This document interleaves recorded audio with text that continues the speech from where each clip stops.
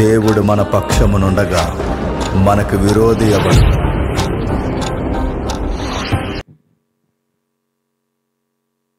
ప్రార్థన చేసుకుందామండి.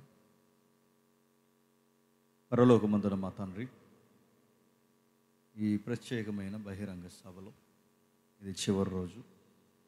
మా ద్వారా కూడా తండ్రి మీ పిల్లలతో మాట్లాడండి. తండ్రి మా హృదయాలకి, మా జీవితాలకి, ఆత్మీయ జీవితానికి తండ్రి అవసరమైన సంగతులు మాకు అందించండి. శ్రోతలుగా ఎవరు ఉండిపోక మార్చుకోవలసినవి మా జీవితంలో తండ్రి తండ్రి మీ వాక్యము ద్వారా మారుస్తున్నారని గ్రహించి వారి జీవితాల్లో ఈ సంగతులు తండ్రి భద్రం చేయండి. నిన్నటి దినాన్న మొన్నటి దినాన్ని తండ్రి తండ్రి చక్కటి సభను మీరు జరిగించారు. ఈరోజు చివరి రోజు మరికొన్ని విలువైన సంగతులతో మాకు అందిస్తారని కోరుతూ క్రీస్తున్నామని ప్రార్థన సమర్పిస్తున్నాం తండ్రి.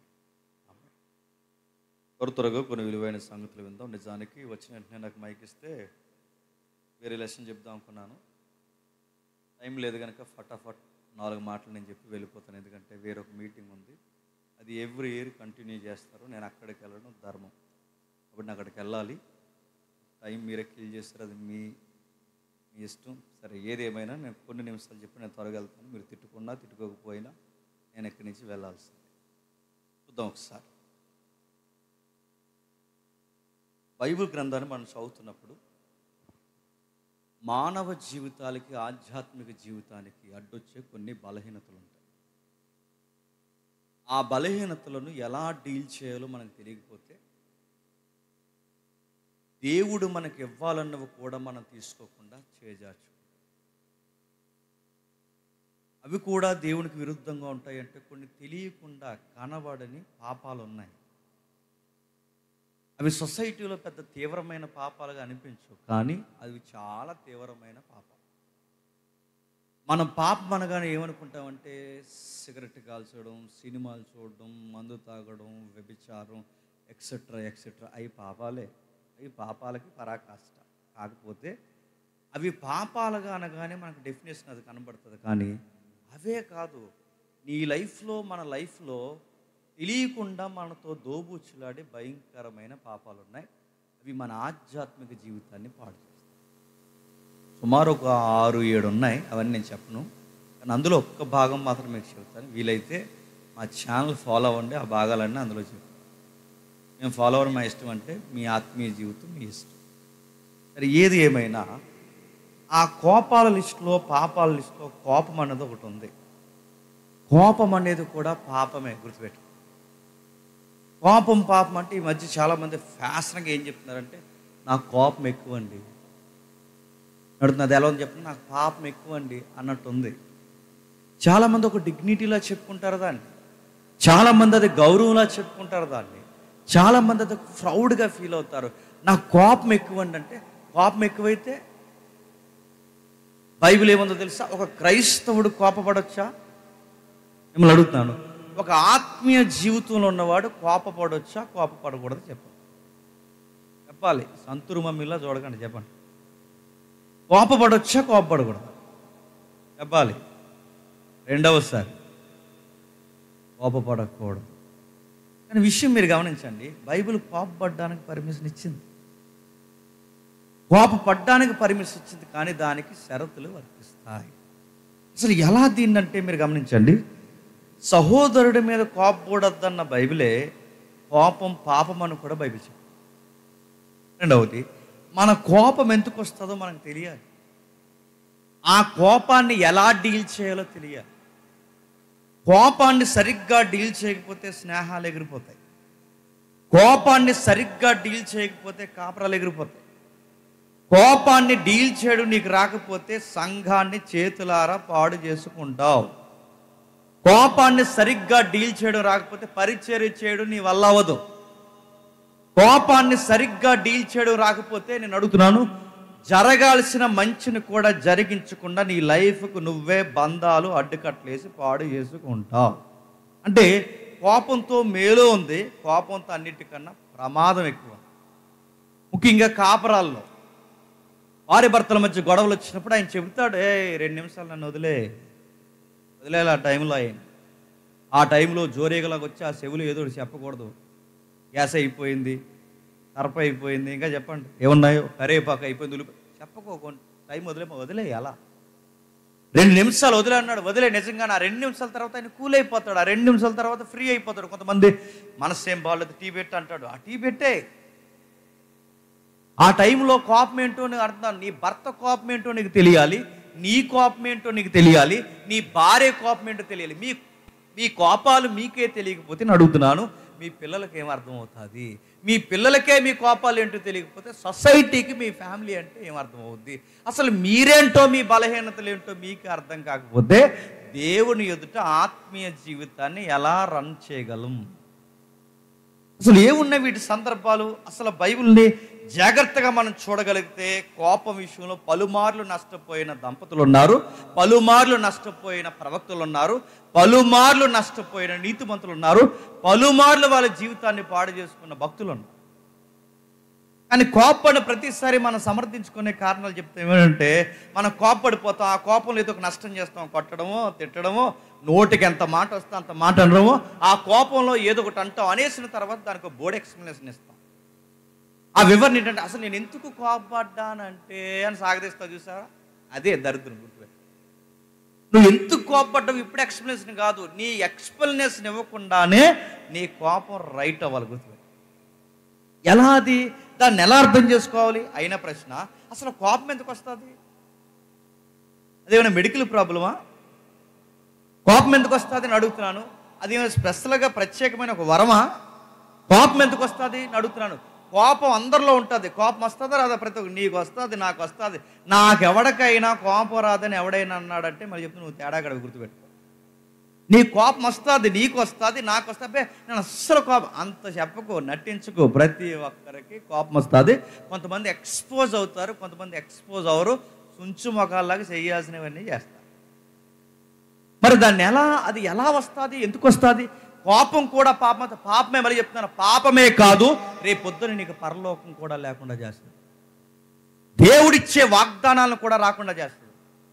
ఎందుకు వస్తుంది? ఎందుకు వస్తుందో ఒక ఫ్యామిలీని మనం టచ్ చేద్దాం. ఒకసారి రండి. ఆది కాండము 4వ అధ్యాయం, ఆది కాండము 4వ అధ్యాయం 5వ వచనం చూడండి. ఆది కాండము 4వ అధ్యాయం 5వ వచనం. కయ్యేను అతని అర్పణ ఆయన లక్ష్య పెట్టలేదు కాబట్టి కయ్యేనుకు మిక్కిలి కోపం వచ్చి అతడు తన ముఖము చిన్నబుచ్చుకొని. ఇప్పుడు చెప్పండి, అక్కడ పాయింట్స్ ఉన్నాయి చూడండి. కయ్యేనికి మిక్కిలి కోపం వచ్చి. ప్రశ్న, ఎందుకంత మిక్కిలి కోపం వస్తుంది చెప్పాలి. కయ్యేనికి ఎంతకంత మిక్కిలి కోపం వస్తుంది? యెహోవా అర్పణ తీసుకోలేదని కాదు, అది సెకండరీ. కయ్యేనికి ఎందుకంత కోపం వస్తుంది? తనకేదో ఆస్తి నష్టాలు జరిగాయని కాదు, తనకు అనారోగ్య సమస్య వచ్చింది కాదు, తనకేదో ఇప్పుడు కొత్తగా డిసీజ్ స్టార్ట్ అయిందని కాదు. తనకి ఎందుకంత కోపం వస్తుందంటే, మీరు నమ్మినా నమ్మకపోయినా ఆ సందర్భంలో ఇంటర్నల్ ఆన్సర్ ఏంటో తెలుసా? జెలసీ స్టార్ట్ అయింది. జెలసీ మీన్స్ అసూయ. నేను అడుగుతున్నాను, అసూయ ఎవరిని చూసి వస్తుంది చెప్పండి? తోటి సహోదరుని చూసి వస్తుంది. తోటి సహోదరుని దేనిని బట్టి అంత అసూయ వస్తుంది?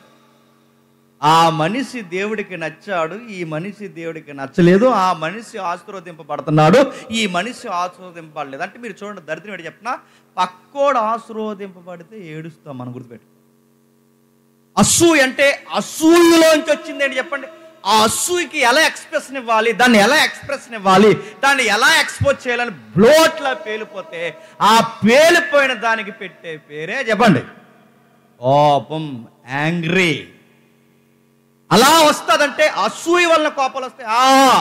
నీ పక్కింటోడు నీకన్నా ముందు బిల్డింగ్ కడితే నీకు స్టార్ట్ అవుద్ది రగడ. నీకన్నా పక్కోడు బాగా సంపాదిస్తే స్టార్ట్ అవుద్ది నీకు రగడ. నీకన్నా ఒకడు తెల్లగుంటే నచ్చదు, నీకన్నా ఒకడు మంచి బట్టలు వేసుకుంటే నచ్చదు. మరి మేము అంత కాదనకండి, ఇది అందరికీ ఉంటుంది.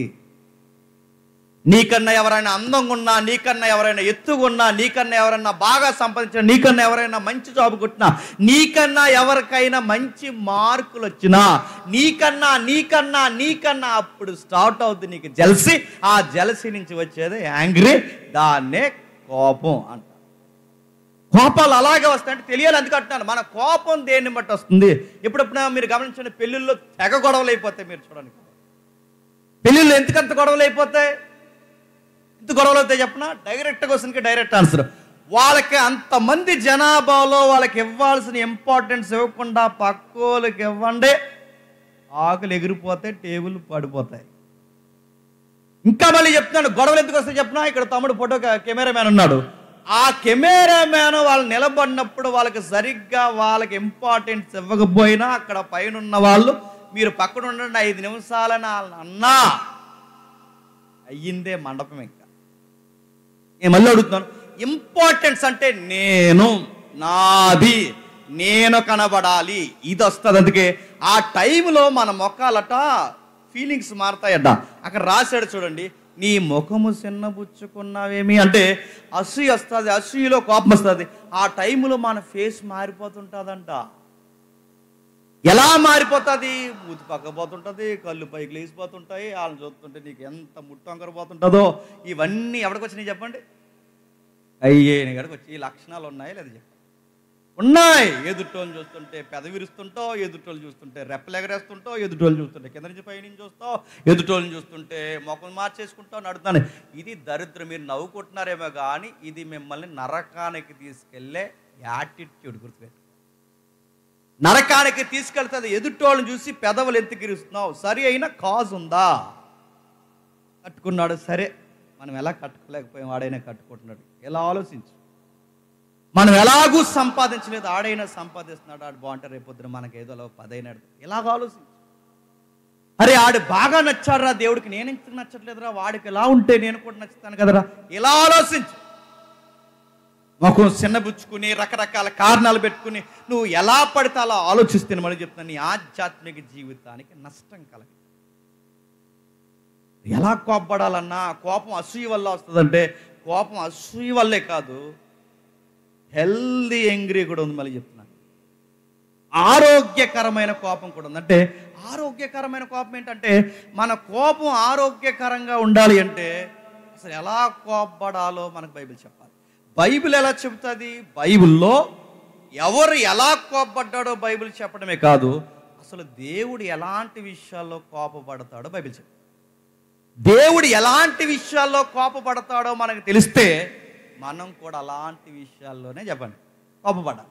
అప్పుడు దేవుడు మనకు సపోర్ట్ ఇస్తాడు. ఎలా ఒకసారి చూద్దామా? ఒకసారి చూద్దాం. కీర్తన గ్రంథం తీయండి త్వరగా.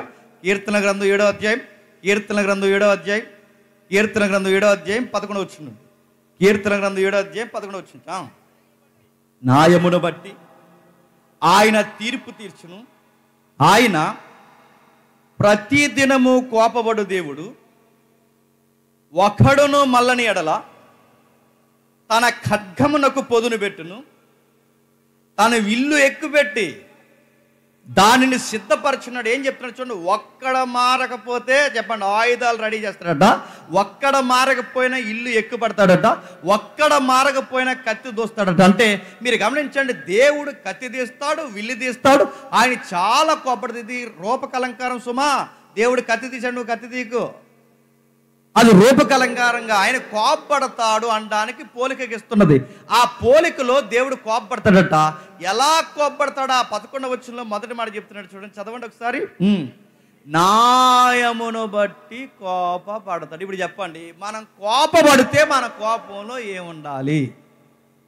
రెండవసారి చెప్పండి, మూడోసారి చెప్పండి. మీ ఆయనకి నీకు గొడవడితే నీ గొడవలో ఎవరిది పక్షమున కోపం ఉందో చూసినప్పుడు ఆ కోపంలో నీ పక్షాన్ని ఏముండాలి చెప్పండి? అది నీ స్నేహితుడికి నీకు గొడవ అయితే నీ పక్షమున కోపం వస్తే ఆ కోపంలో నీకేముండి చెప్పు? న్యాయం ఉండాలి.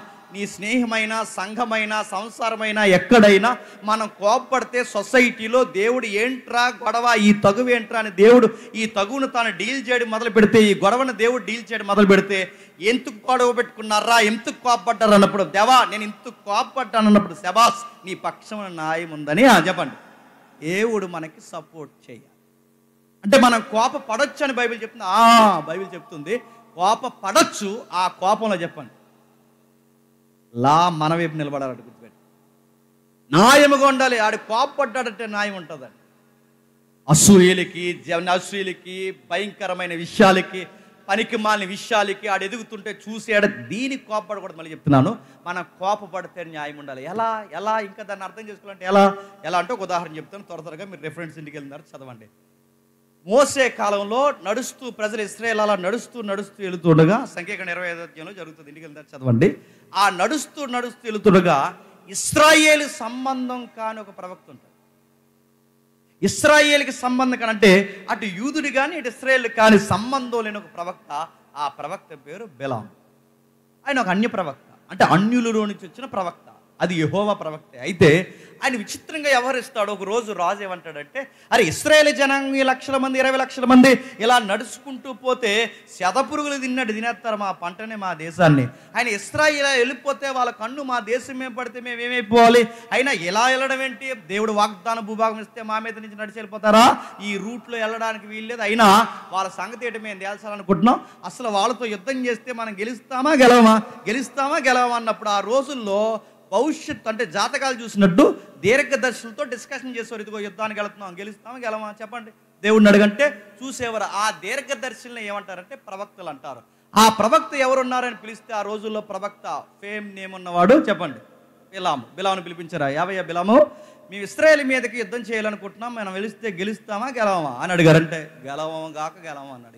అంటే వాళ్ళ దేవుని ప్రజ, వాళ్ళ జోలికి పోతే నువ్వు పోతావు నేను పోతావు. మరి ఎలా అంటే వాళ్ళకి ఎలాగైనా పనిష్మెంట్ ఇవ్వాలంటే లేదు ఒకసారి నువ్వు ఎలాగైనా దేవుడిని అడుగు, దేవుడికి ఒక వాగ్దానం ఇచ్చాడుగా, నువ్వు చెప్పిస్తా అన్నాడు, నువ్వు దీవిస్తా అన్నాడు. ఎంత గొప్ప వాగ్దానం! అబ్రహాము లాంటి వాగ్దానం ఇచ్చాడు నీకు. నువ్వు దీవిస్తాడట, చెప్పిస్తాడు. నువ్వు ఖచ్చితంగా రిక్వెస్ట్ పెడితే దేవుడు ఆ కార్యం చేస్తాడుగా. మా తరపున నువ్వేమి చేస్తావంటే అన్యురాజుని చూడక మా పక్షమున ఇశ్రాయేలుకి వ్యతిరేకంగా ఏమన్నా ప్రార్థన చేయి, మీ యెహోవా ఏమైనా సెలవిస్తాడేమని అడిగితే వెళ్ళి ప్రార్థన చేస్తాడు. దేవుడు అంటాడు తలకాయ మీద మెడకాయ ఉండదంట. ఇశ్రాయేలు పట్ల దేవునికి సంకల్పం ఉంది. వాళ్ళ మీదకి నువ్వు కాలు దూడడం ఏంటి? దేవుని ప్రజల మీద కాలు దూడడం ఏంటి? వద్దయ్యా బిలాం అన్నాడు. దేవుడు వద్దన్నాడు. అటువైపు నుంచి అతగాడు ఏమన్నాడంటే, బంగారం అదిరిపోద్ది గదుల్లా. నువ్వు గనక ఇశ్రాయేల్ని చెప్పిస్తే నీకు 2 బంగారం 3 బంగారం ఆఫర్ పెంచేస్తున్నాడు. మళ్ళీ తట్టుకోలేక వెళ్ళి బిలాం అడిగాడు, దేవా అలా కాదు ప్రభు, ఒక్కసారి చూడు ఇశ్రాయేలు సంగతి అని అడిగాడు. లంచం అన్న సంగతి దేవుడి దగ్గర మరుగు చేశాడు. అప్పుడప్పుడు ఎంత సేవ చేసిన వాళ్ళు కూడా గుడ్డితనం వస్తుందంటే గుడ్డితనం నడ్డితనం కూడా వస్తుంది. డబ్బు, మళ్ళీ చెప్తున్నాను, డబ్బు సుఖాలు ఈ దరిద్రాలు అలవాటు అయితే అంత గొప్ప సేవ చేసిన వాళ్ళు కూడా ఈ దరిద్రాలు పడతాయంటే పడతాయి. బిలాముకు పట్టింది ఆ డబ్బు మోజు పట్టింది, ఆ డబ్బు వ్యామోహం పట్టింది. ఆ వ్యామోహం పడితే దాచేసి దేవుడు తట్టున్నాడు. వెళ్ళమంటావంటే దేవుడు ఒకసారి చెప్పాడు వినలేదు, రెండవసారి చెప్పాడు వినలేదు, ఈసారి వెళ్ళమన్నాడు. దేవుడి దగ్గర ఎప్పుడో ఒకటి నేర్చుకోండి. ఒకసారి ప్రేయర్ చేయి, జవాబు రాలేదు. రెండవసారి చేయి, జవాబు రాలేదు. మూడోసారి ఇంకా ఆయన్ని ఇబ్బంది పెట్టకో. ఇస్తావా ఇవ్వవా 3 రోజుల నుంచి ఉపవాసం ఉన్నాను, ఇస్తావు ప్రభు, నువ్వు ఇస్తావు నాకు తెలుసు అనుకో.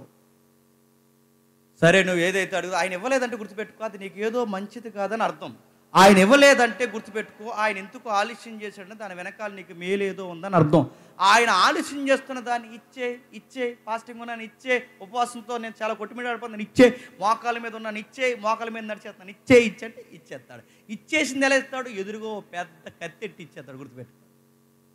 బిలాము కూడా అలాగే అడిగాడు, ఏమని ఇచ్చే ప్రభు అంటే ఎల్లు అయితే అన్నాడు.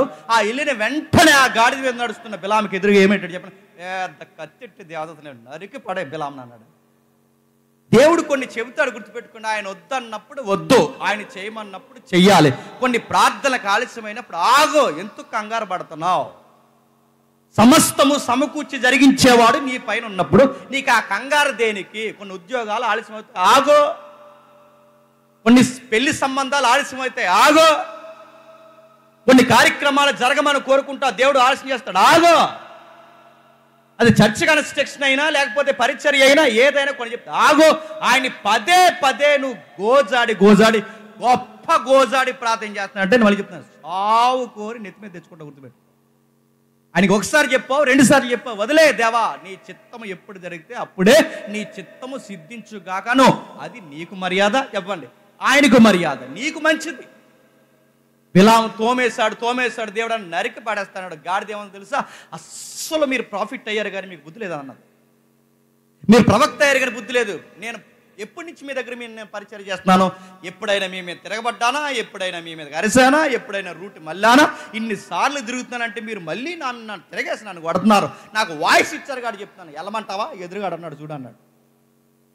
చూసిన వెంటనే బాగా వినండి. ఎన్నిసార్లు నేను తిరగబడతాను, నీ మేలు కోరే పక్కకి జరుగుతున్నాను నేను. మన కింద కొన్నిసార్లు మన కింద ఉన్న వాళ్ళు మనకు మంచి చెప్తుంటే లోకు కనబడతారు గాడిదలాగా.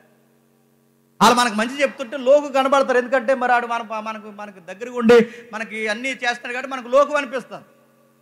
అలాగే చేస్తుంటే దేవుడు వార్నింగ్ ఇచ్చాడు, అర్థమైంది. ఈ తర్వాత ఇప్పుడైనా బుద్ధి రావాలి కదండి. బుద్ధి రాలేదు ఆయనకి. మళ్ళీ ఆఫర్ ఇచ్చాడు. ఈసారి పెద్ద స్కెచ్ చేశాడు అన్నిటిగా. ఇదిగో నువ్వు ఏమీ చేయలేవు, నేను ఏమీ చేయలేను. నేను వెళితే మొన్న కత్తి వచ్చింది, ఈసారి నువ్వు వెళితే నీ మీద మెడ మీదకి వస్తుంది. నువ్వు ఏమి చేయలేవు, నేనేం చేయలేదు. వాళ్ళని దీవించాలన్నా శపించాలన్నా ప్రపంచంలో విశ్వంలో ఒక్కరి వల్ల అవుద్ది. ఆ ఒక్కడు ఎవరో కాదు, సైన్యములకు అధిపతి యెహోవా. ఆయన తప్ప ఇంకెవరు ఏమి చేయలేరు, ఆయనతోనే చెయ్యాలంటే ఇశ్రాయేలు చేతితో ఇశ్రాయేలు కనుగుడ్డే పొడుచుకునేలాగా మనం పెద్ద స్కెచ్ చేయాలి. ఏం చేయాలి? ఏమీ లేదు, మా బ్యాచ్కి కొంచెం టెంప్టేషన్లు ఎక్కువ అన్నాడు. డీటెయిల్గా అడగండి నన్ను. మా బ్యాచ్కి ఇశ్రాయేలు పురుషులకి టెంప్టేషన్లు ఎక్కువ. ఈ బ్యాచ్ నేను అలా తీసుకొస్తాను. మీ దగ్గర స్పెషల్ టీం ఒకటి పనిచేస్తుందిగా. ఆ స్పెషల్ టీం ఎవరు? ఆ దేవాలయంలో పనిచేసే ఆడవాళ్ళు ఉన్నారుగా, వాళ్ళని అలాగ వయ్యారంగా నడవమని మా వాళ్ళు సాంగ్ గారుతారు. వాళ్ళు అలా నడుస్తుండగా వాళ్ళు అక్కడి నుంచి ఒక హాయ్ హనుమాన్ మా ఊళ్ళకి హాయ్ ఇచ్చేద్ది అంతే.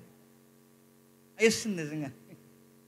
హాయ్ అని అన్నారు. అక్కడి నుంచి హాయ్ అనగానే వీళ్ళు వెంటనే ఆన్సర్ చేశారు, రండి రండి మా దేవాలయానికి రమ్ము, మేము పెట్టినవి భుజించుము, రండి మనం తనిమిదేర సంతోషంగా మనం ఇక్కడ ఎంత పాపం చేయాలి అంత పాపం చేద్దాం రండి అనగానే వాళ్ళు ఆ దేవాలయానికి వెళ్ళిపోయారు. చెయ్యకూడని పని చేశారు. భయంకరమైన పని అంటే చెప్పిన విగ్రహాచారాలను మొక్కడం. ఆ మొక్కడమే కాదు, అక్కడ పెట్టినవి తినడం. అవి తినడమే కాదు, ఇంకా ఎక్కిరించే పని ఏంటంటే అదే ఆవరణంలో ఆ దేవదాసీలతో జారత్వము వ్యభిచారము చేయడం. దేవుడికి విషయం తెలిసిపోయింది. ఎందుకంటే ఆయనకి కనబడింది ఏముండదు కదండి, ఆయనకి తెలిసిపోయింది. అన్నాడు, మోజెస్ నీకు విషయం చెప్పాలి, చాలా ప్రాబ్లమెటిక్ విషయం జరుగుతుంది. వీళ్ళకి కలవడమే కాదు, వాళ్ళు పెట్టినవి తినడమే కాదు, వాళ్ళతో వ్యభిచారాలు చేయడం, ఇలాంటి దుర్మార్గమైన చర్య ఇశ్రాయేలులో జరుగుతుంది. ఎవడెవడైతే అన్య స్త్రీలు ఆ మోయాబు స్త్రీలతో పోయారో ఆ పోయిన వాళ్ళందరినీ నిలబెట్టు. ఆ స్త్రీలను ముట్టకుండా నిలబడిన వారు ఎవరైతే ఉన్నారో వీళ్ళందరినీ నిలబెట్టు. వీళ్ళని ఎంకరేజ్ చేసిన ఆ నాయకుల్ని అటు నిలబెట్టు. వీళ్ళకి ఈరోజు జడ్జిమెంట్ నిలబెట్టు అన్నాడు. ఆ నిలబెట్టి చాలా ఇప్పుడు బాగా ఇప్పుడు ఎలా అయితే ఇంత క్రౌడ్ ఉందో ఇలాగ నిలబెట్టారు. అటు ఇటు నిలబెట్టిన తర్వాత మోజెస్ మాట్లాడుతున్నాడు, దేవా అది కాదు ప్రవ్వా, ఇలా పోతే అది కాదని ఇలా రిక్వెస్ట్లు పెడుతున్నప్పుడు దేవుడు సీరియస్ ఆన్సర్ చేస్తున్నాడు. ఆ టైంలో జడ్జిమెంట్ డిస్కషన్ చాలా వాదోపవాదం జరుగుతున్నాయి. ఆర్గ్యుమెంట్లు దేనికోసం ఆర్గ్యుమెంట్ జరుగుతున్నాయి? ఇశ్రాయేలు మోయాబు స్త్రీలతో పోయి వాళ్ళతో వ్యభిచారాలు చేసి వాళ్ళు పెట్టినవి తిని వాళ్ళ దేవతలకు మొక్కి భయంకరమైన కోపం యెహోవాకు తెస్తే ఇలాంటి విషయం కొరకు ఇంత సీరియస్ డిస్కషన్ జరుగుతుంటే ఏ పాయింట్ మీద అయితే సీరియస్ డిస్కషన్ ఇక్కడ జరుగుతుందో ఈ లోపల ఒకడట ఇంకొక ఆవిడని తీసుకుని ఆ గుడారంలో పోతున్నాడట. అదే పని చేస్తాడు. మళ్ళీ ఇప్పుడు ఏం చేయాలండి? ఏ పాయింట్ మీద అయితే గొడవ అవుతుందో ఆ పాయింట్ ఇక్కడ వదిలేసి వీడు ఏమీ పట్టినట్టు మళ్ళీ మోయాబు స్త్రీని తీసుకుని వెనకాడ గుడారంలో పోతుంటే ఇంకేం చేయాలి? భయం ఉందనాలా? సిగ్గుందనాలా? అసలు బాధ్యత ఉందనాలా? దేవుడు కోపం వచ్చింది. ఆ కోపం వచ్చినప్పుడు ఆడు సంగతి తేలుద్దాం అనుకునే సమయానికి ఒక యంగ్స్టార్ ఇవ్వన లేసి పరుగునొచ్చి ఒక త్రిశూలం లాంటి ఒక దాన్ని ఏమంటారు, ఒక ఈటిని పొడవైన ఈటిని తీసి పరుగు వచ్చి ఆ వ్యభిచారం చేస్తున్న ఇద్దరికి ఒకేసారి దించితే ఈ పొట్టలో నుంచి ఆ పొట్టలోకి వచ్చేసింది. చంపి పడేసాడు ఒకే దెబ్బకి. ఆ చంపేసిన ఆయన పేరు ఫినెహాస్. అప్పటికే లా ఉంది ఏమని చెప్పినా, నరహత్య చేయొద్దు. అప్పటికే దేవుడు లా చెప్పడేమని చెప్పినా, నీ పొరుగు వాడిని మీద కోప్పడొద్దు, నీ పొరుగు వాడిని అన్యాయంగా కొట్టొద్దు. ఇలాంటి లా ఉన్నప్పుడు ఇప్పుడు ఫినెహాస్ ఏం చేశాడు చెప్పండి? ఒకేసారి ఆ ఈటని తీసి పొడిస్తే ఇద్దరు ఒకే ఈట దెబ్బకి చచ్చిపోయారు. ఇప్పుడు దేవుడు వచ్చి, ఏం ఫినెహాస్ ఏంటా పని అని అడిగాడా? మోజెస్ ఏంటా పని అని అడిగాడా? ఎక్కడైనా మీరు ఎవరైనా ఫినిహాసుని ప్రశ్నించినట్టు బైబిల్లో చదివినట్టు చూడగలరా? ఎక్కడ ఉండదో. పైగా దేవుడు ఫినిహాసుని ఏమంటాడు తెలుసా? నా మనసు నీకున్నందుకు నేను సంతోషిస్తున్నాను, నీ కోపంలో చెప్పండి న్యాయముందే. నీ కోపంలో న్యాయం ఉంది. ఇప్పుడు చెప్పండి, ఫినిహాసు కోపంలో ఏముంది చెప్పండి? న్యాయం ఉందంటే ఇప్పుడు మనం కోపపడితే మీరు బల్లాలు కత్తులు తీసి నరికేసి న్యాయం ఉంది అనకండి. అది ఆ కాలం వాళ్ళకి చెల్లింది. కానీ ఎగ్జాంపుల్ మాత్రం మీరు తీసుకోండి. మీరు కోపపడితే ఆ కోపం వెనకాల ఎవరి చిత్తం నెరవేరాలో తెలుసా? చెప్పండి, దేవుని చిత్తం. ఇప్పుడు చెప్పండి, ఫినిహాసు కోపపడితే ఎవరి చిత్తం నెరవేరింది? నీ కోపం, నువ్వు కోపపడితే ఎవరి చిత్తం నెరవేరుతుంది? నీ చిత్తం, మీ ఆవిడ చిత్తం, మీ ఆయన చిత్తం నెరవేరుతుంది. నేను అడుగుతున్నాను, నీ కోపం వెనకాల ఎవరి చిత్తం నెరవేరుతుంది? మనం కోపపడితే సృష్టికర్త చిత్తం నెరవేరాలి. పౌలు కోపపడ్డాడు పలుమార్లు, పౌలు గారు కోపపడ్డాడు పలుమార్లు. ఎందుకు మీరు వాక్యాన్ని సరిగ్గా పాటించలేకపోతున్నారు? మార్కో, నీకే చెప్తున్నాను, దేవుని పని తొండగా నీకు కావాల్సిన ఇంటి పనులు కానీ పోయావు. రావద్దు కగరావద్దు సేవకు అన్నాడు అంతే. రావద్దు కగరావద్దు సేవకి. బాధ్యత లేని నీలో మినిస్ట్రీ పడవద్దు పో అన్నాడు అంతే. ఆ పో అన్నప్పుడు మళ్ళీ ఆ కుర్రోడికి వాక్యం నేర్పించి ఆ కుర్రోడిని మళ్ళీ బాగు చేసింది బర్నబా. ఆ బర్నబా గారికి పౌలు గారికి ఎవరి వలన గొడవ ఏంది చెప్పండి? మార్కు వలన. మార్కు విషయంలో పౌలు గారు ఎంతకంత కోపడ్డాడు. దేవుడు అన్నాడు, పౌలు నువ్వు తప్పు చేసావు, అలాంటి కుర్రోడిని సేవ నుంచి పంపించేసావు అన్నాడా?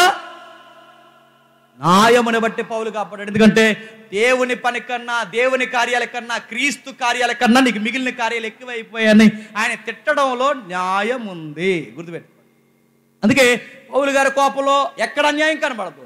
ఎక్కడ మీరు చూడండి, ఆ కారణాలు మనం వెతుకుతున్నప్పుడు ఆశ్చర్యకరంగా మనకు. రెండవది, ఒకటి కోపపడితే దేవుని చిత్తం నెరవేరాలి. రెండవది, మత్తయి సువార్త 5:22 చూడండి. త్వరగా ముగిద్దాం. మత్తయి సువార్త 5:22. మత్తయి సువార్త 5:22. నేను మీతో చెప్పినదేమనగా, తన సహోదరుడి మీద కోపపడు ప్రతి వాడును విమర్శకులో నగును. చెప్పండి, ఇందాకేమన్నాం? కోపపడచ్చు. ఎలా కోపపడాలి? న్యాయముని బట్టి. ఇక్కడేమంటున్నాడు? తన సహోదరుడి మీద కోపపడు ప్రతి ఒక్కడికి. ఇంకా వెనక ముందు ఏమీ లేదట. బంపర్ ఆఫ్ రేట్ చెప్పండి, నరకాన పోతారు. నేను అడుగుతున్నాను, ఇప్పటివరకు న్యాయముని బట్టి కోపపడచ్చానుంది.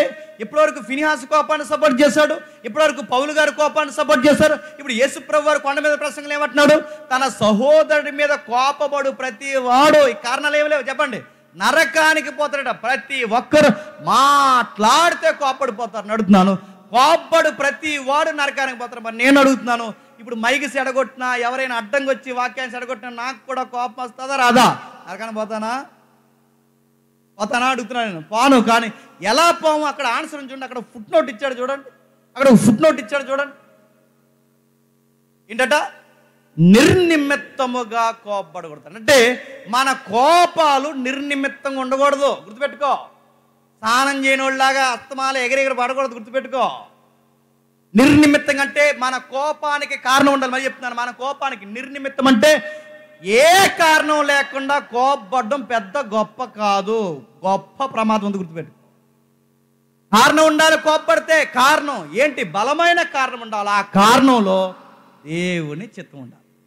ఏంటట? తన సహోదరుడి మీద కోపపడు ప్రతి వాడు కాదు. ఫుట్ నోట్ ఏంటి చెప్తున్నా? తన సహోదరుడి మీద నిర్నిమిత్తముగా కోపడు. అంటే నిర్నిమిత్తంగా కోపడితే నరకానికి పోతావు.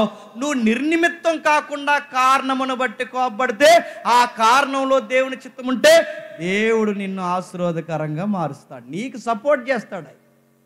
నీ గొడవలో, నీ తగాదాలో ఆ సపోర్ట్ నీకు ఇస్తాడు.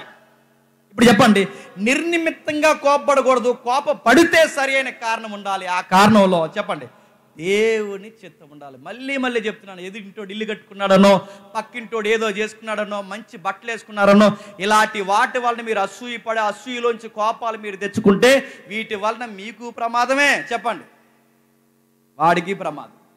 మీరు డిస్టర్బెన్స్ అవుతారు. చెప్పండి, వాడు డిస్టర్బెన్స్ అవుతారు. మరి ఎలా అంటే బైబిల్ చెప్తుంది, ఈ కోపం విషయంలో కొంచెం జాగ్రత్త. ఎలా జాగ్రత్త? ఒకసారి సామెతల గ్రంథం చూడండి త్వరగా.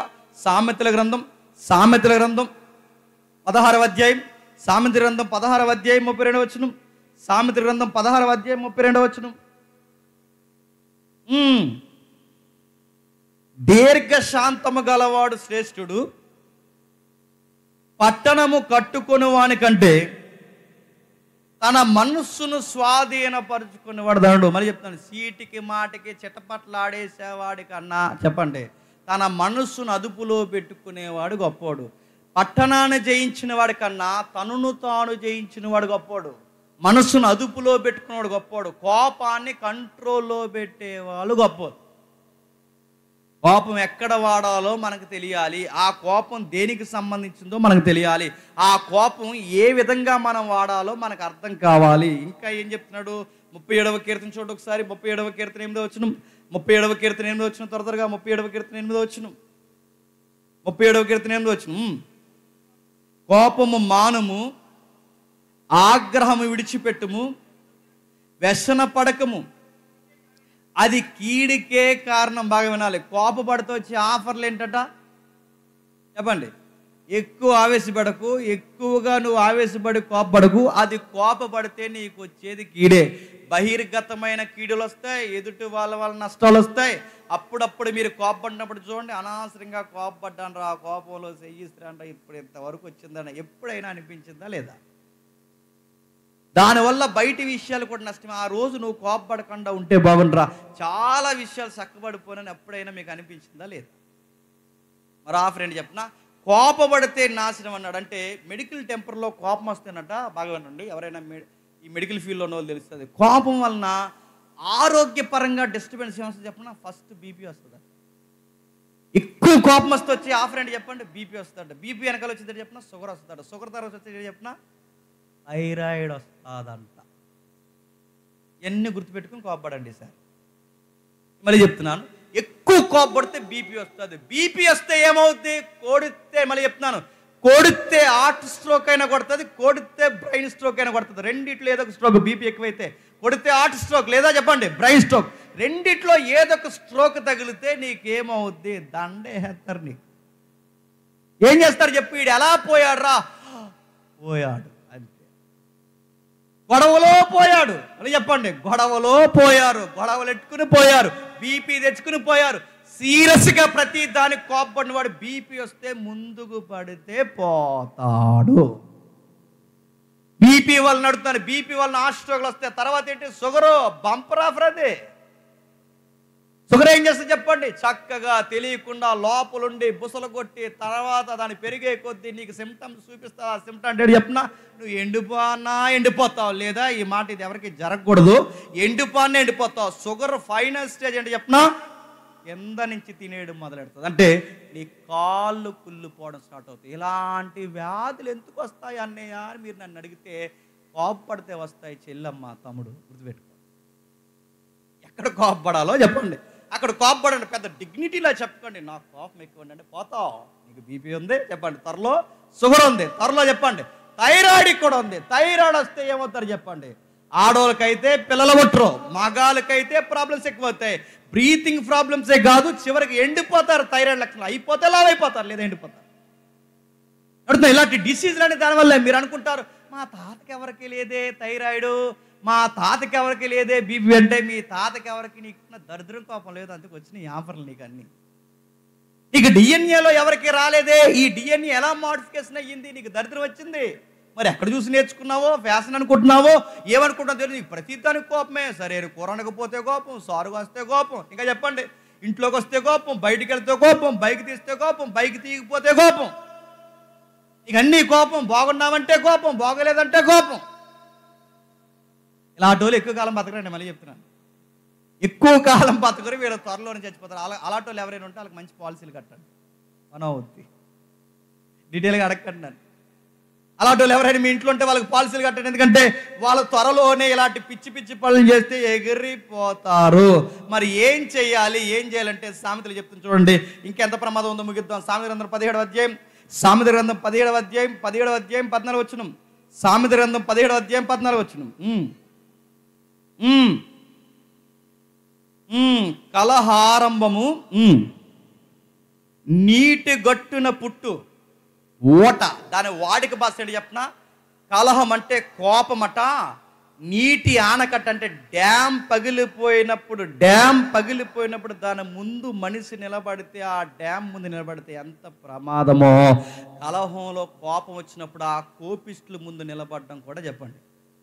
ఆ టైంలో వాడు ఏదో ఇచ్చుకుంటేస్తాడు. మనం పగిలిపోయిన డ్యామ్ ముందు నిలబడితే ఎంత ప్రమాదమో, ఓరకే ఆ బీబీ పేషెంట్ ఉంటారు చూసారా, ఇలా ఊగేసి అంటుంటారు చూసారా, వాళ్ళ ముందు ఉండకండి. మళ్ళీ చెప్పు, టైంలో ఏదో చేస్తాడు మనల్ని.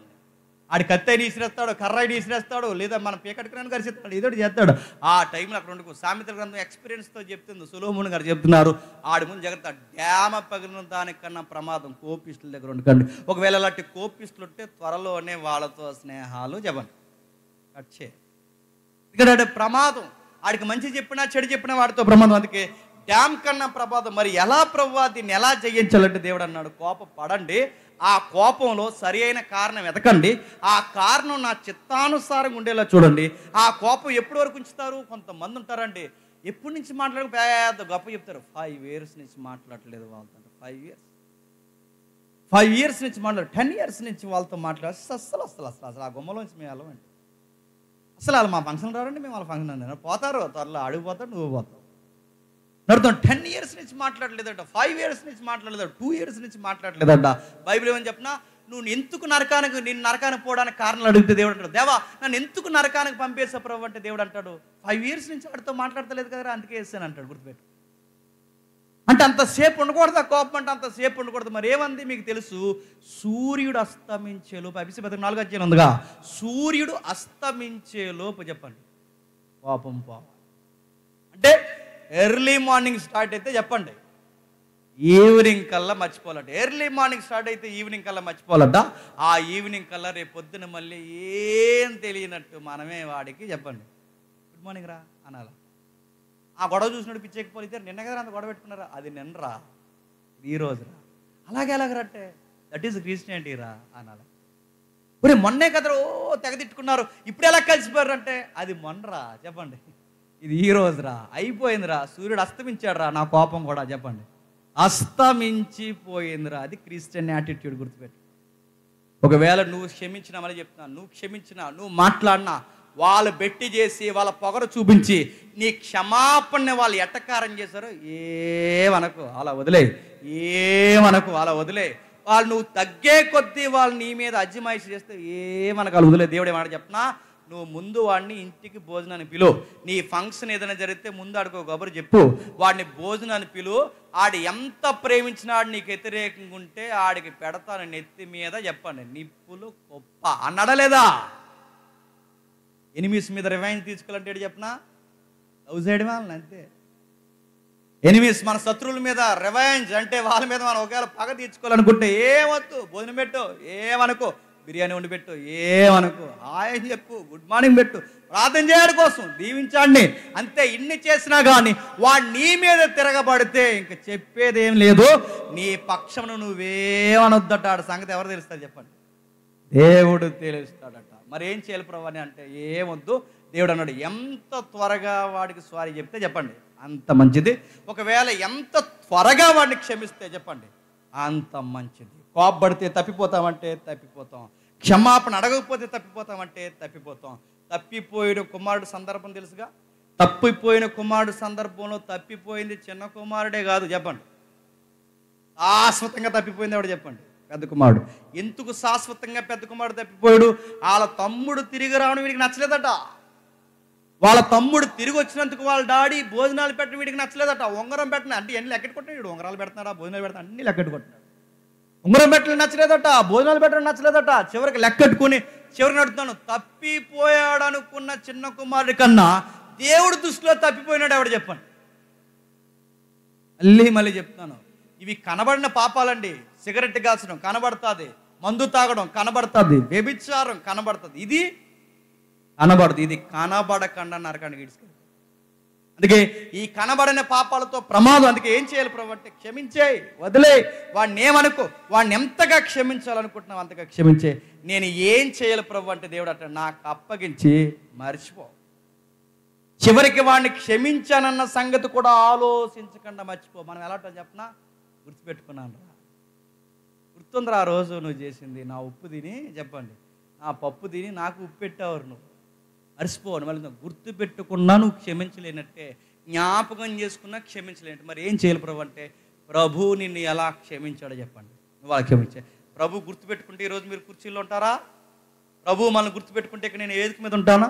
ఎప్పటికప్పుడు మనం చేసినవి క్షమించుకుంటూ ఆయన మర్చిపోతున్నాడు కనుకే మనం బతుకుతున్నాం. మన ప్రభు ఎలా క్షమించాడో మనకి హాని చేసిన వారిని కూడా చెప్పండి క్షమించి. ఒక మాట నేను చెప్తున్నాను, వాడు కొట్టే టైంలో వాడు మనల్ని కొట్టి, మనం కొట్టే టైంలో మనకు అవకాశం వచ్చి అప్పుడు కొట్టకుండా మనం ఉంటాం చూసారా, అప్పుడండి దేవుని పిల్లల లక్షణాలు గుర్తుపెట్టు. ఆడు చేసినట్టు నువ్వు చేస్తే వాడికి నీకు తేడా లేదా? నీవు దేవుడు నిన్ను బట్టి ఎప్పుడు హర్షిస్తాడు చెప్పు? వాడిలాగా నువ్వు ప్రవర్తించలేనప్పుడు లక్షణాలు ఎలా వస్తాయంటే ప్రభువుని బట్టి వస్తాయి. ప్రభు చూడండి, ఈ చేతికి మేకలేస్తారు, ఈ చేతికి మేకలేస్తారు, ఈ కాళ్ళకు మేకలేస్తారు, భయంకరంగా కొరడాలతో కొట్టారు, ఉమ్ములేస్తారు, ఎటకారం చేస్తారు. ఇన్ని చేస్తే ఒకటే మాట అన్నాడు, తండ్రి వీరేమి చేస్తున్నారు వీరేరెగరు చెప్పండి క్షమించే అన్నాడు. అదే యాటిట్యూడ్ మనకి. మనం మేలు చేస్తాం, పేదరి పత్రికలో ఉంది, మనం మేలు చేస్తాం, మేలు ఎవడికి చేస్తామో ఆడే మన ముఖం మీద ఉమ్మేస్తాడు, గాడ్ బ్లెస్ యూ అని అంతే. మనకి ఎవరికైతే మనం మంచి చేస్తామో ఆడు ఖచ్చితంగా మనకి ఎండిపోటు పడుస్తాడు, శబాస్రా గాడ్ బ్లెస్ యూ అని అంతే. నాకు ఇలా చేస్తే నీ సంగతి వెళ్తాను అనుకో, ఏమనుకో, వదిలే అని వదిలే. అలా వదిలేసిన తర్వాత నేను చెప్తున్నాను, ఒకరోజు చూడు, కొన్ని సంవత్సరాలు చూడు, అందరూ మర్చిపోతారు, నువ్వు మర్చిపోతావు, వాడు మర్చిపోతారు, కానీ ఎవరు మర్చిపోరు చెప్పండి? నీకు చేసిన అన్యాయం ఆయన్ని మర్చిపోడగాక మర్చిపోడు. ఇప్పుడు చెప్పండి, అసూయను బట్టి కోపపడొద్దు చెప్పండి, ఎదుటోళ్ళు బాగున్నారని కోపపడొద్దు. ఒకవేళ అసూయ ఎక్కువైతే ప్రమాదం ఏంటి చెప్పిన, యేసు ప్రభుని చంపేయడానికి అతిపెద్ద కారణాల్లో కారణం ఏంటి చెప్పండి? అసూయ వల్ల చంపేస్తారు. అసూయ వల్ల అక్కడ పిలాతు జడ్జిమెంట్ అన్నాడుగా, అసూయ వలన ఇతను అప్పగించరని పిలాతు ఎరిగి, అంటే అసూయను బట్టి ఎవరిని చంపారు చెప్పిన, సాక్షాత్తు దేవుడిని చంపేశారు. అంటే అసూయ అంత ప్రమాదం, అసూయలోంచి వచ్చే కోపం అంత ప్రమాదం. ఆ కోపం అసూయ పెనవేసుకుంటే దేవుడి ఎదురుగా వచ్చినా చెప్పండి చంపేస్తాం, అంత ప్రమాదం. మానవుడిగా దేవుడిని చంపేశాడు, అసూయతో చంపేశాడు దేవుడిని. అందుకే చెప్తున్నాను, అసూయలుంటే ఈరోజు అడుగుతున్నాను ముగించే ముందు, ఏం సిగ్గుపడకుండా, ఏం ఆలోచించకుండా, దేవా నాకు ఎలాంటి బుద్ధి ఉంది ఏంటి ప్రభా అని దేవుడిని. దేవా ఒకరు బట్టలు వేసుకుంటే చూడలేకపోతున్నాను ఏంటి ప్రభా, ఇలాంటి యాటిట్యూడ్ నాకు ఉంది ప్రభా, నాకు క్షమించి ప్రభా అని అడుగు. ప్రభా ఒకరు నాకన్నా బాగుంటే నేను చూడలేకపోతే ఎలాంటి బుద్ధి ఉంది ఏంటి ప్రభా, ఒకరి సేవలో నాకన్నా బాగుంటే చూడలేకపోతున్నాను ఎలాంటి బుద్ధి ఉంది ఏంటి ప్రభా, నా ఎదురుగా ఒకరు కష్టపడి బంగ్లా కట్టుకుంటే చూడలేకపోతున్నాను ఏంటి ప్రభా, ఒకరు బాగుంటే నేను వారవలేకపోతున్నాను, నాకు తెలియకుండా కోపం వస్తుంది ఏంటి ప్రభా, ఇలాంటి బుద్ధి నాకు ఉంది ఏంటి ప్రభా, ఇప్పటి వరకు అది పాపం అని నాకు తెలియలేదు ప్రభా. నా ఆయన దగ్గర తప్పుకోకుండా ఒప్పుకున్న ఏ వ్యక్తినైనా దేవుడు చెప్పండి క్షమిస్తాడు, క్షమిస్తాడు, క్షమిస్తాడు. ఇప్పుడు చెప్పండి, క్రైస్తవుడు కోపపడొచ్చా కోపపడకూడదా చెప్పండి? ముఖ్యాంశాలు మళ్ళీ చెప్పమంటారు చెప్పండి. క్రైస్తవుడు కోపపడొచ్చా కోపపడకూడదా? క్రైస్తవుడు కోపపడొచ్చు, ఆ కోపం కారణమును బట్టి ఉండాలి, ఆ కారణం దేవుని చిత్తం జరిగించాలి, ఆ చిత్తంలో నీ సహోదరుడికి మేలుకరంగా ఆడిని బాగు చేసేలా ఉండాలి ఆ కోపం, లేదా దేవుని చిత్తం నెరవేర్చేలా ఉండాలి. ఇది ఎప్పుడైతే జరిగిస్తావో, ఈ కోపపడమన్నాడు కదా, ఇంకా తెల్లవార్లు కోపంలో వండుకో, సంధ్య వేళ వచ్చేసరికి చెప్పండి మరిసిపో, క్షమించే, 1-2 సార్లు చెప్పి వదిలే, దేవుడికి అప్పగించి, దేవా ఇక జరిగించాల్సిన నీవే, నేను అన్నిటినీ మర్చిపోతానని ఆడిని మళ్ళీ ప్రేమగా వాడితో మాట్లాడే. ఇంక నేను జీవితంలో నేను మాట్లాడరా, తొడగొట్టి మీసం తిప్పుతున్నానంటే నీ తొడ మెడ అన్నీ నరికేసేవాడు పైన ఉన్నాడు గుర్తుపెట్టి. ఎందుకంటే మారు మనసు పొందకపోతే దేనికి పొదినెడతాడంటే అయినా చెప్పండి, కత్తికి బాణానికి. నువ్వెవడు రాడి మీద తొడగొట్టారు కంటే చాలామంది చెప్తారు, అది మా వంశంలోనే ఉంది పౌరుషం అన్నారా, అందుకే త్వరగా పోయింది మీ వంశం, మా పితరులోనే ఉంది అందుకే త్వరగా పోయారు అడుగుతాను. ఈ పనికి మాలిన తాత గొప్పలే మానేయండి మళ్ళీ చెప్తున్నాను. వాళ్ళు అలా కోపడే అలా పోయారు మళ్ళీ చెప్తున్నాను, మీరు అలా కోపడితే అలాగే పోతారు మళ్ళీ చెప్తాను. చాలు జరిగింది, క్షమించడం నేర్చుకోండి, గౌరవించడం నేర్చుకోండి, ప్రేమించడం నేర్చుకోండి. అదొక రాయల్టీ మళ్ళీ చెప్తున్నాను. మనకి కీడు చేసిన మన దగ్గరకు వచ్చినప్పుడు మనం క్షమిస్తాను చూస్తే అదొక రాయల్టీ. దేవుడు మిమ్మల్ని దీవించును గాక. ఆమేన్, ఆమేన్, ఆమేన్. ప్రార్థన చేసుకోండి. ప్రేమగల తండ్రి, కృపగల దేవ, విలువైన సంగతులు విన్నారు, అందరికీ అర్థమయ్యే తెలియదు తండ్రి. మరొక ప్రాంతానికి మేము తిరిగి వెళుతున్నాం, మా అందరితో అక్కడ కూడా మాట్లాడండి. స్థానిక దైవజనుల్ని పెద్దల్ని అందరిని బట్టి మీకు స్తుతులు స్తోత్రములు తండ్రి. ఈ సంఘ పరిచర్ని దీవెనకరంగా మార్చండి. మిగిలిన కార్యక్రమాన్ని, మిగిలిన వాక్యాన్ని తండ్రి మీరు నడిపిస్తారని కోరుతూ దైవజనుల్ని, అధ్యక్షుల్ని, వేదిక మీద ఉన్న సేవకుల్ని అందరినీ మీ చేతులకు అప్పగిస్తూ క్రీస్తున్నామని ప్రార్థన సమర్పిస్తున్నాం తండ్రి. ఆమేన్, ఆమేన్, ఆమేన్.